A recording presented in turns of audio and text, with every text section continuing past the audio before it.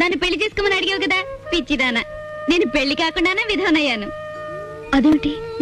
మరి అదే కదా, ఓ పెద్ద రైటర్ ఉన్నాడు విశ్వామిత్ర అని, నీకు తెలుసా?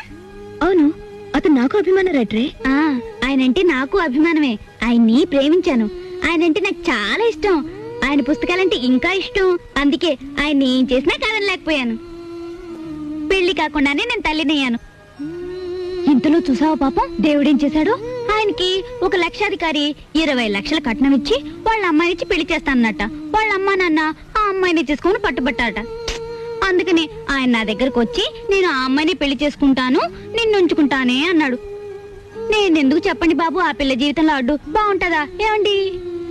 అందుకే నేను ఆయన అడిగాను, మీది న్యాయమే, కానీ నేను ఒక మాట అడుగుతాను, మీరు ఒప్పుకుంటారా అని.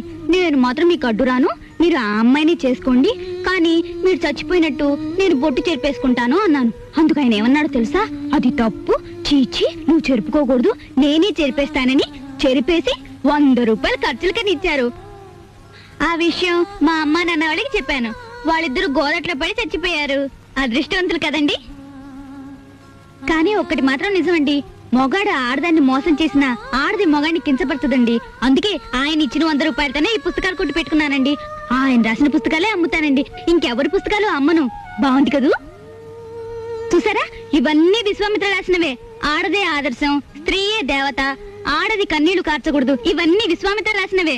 పుస్తకాలు బాగా రాస్తారు కదండి.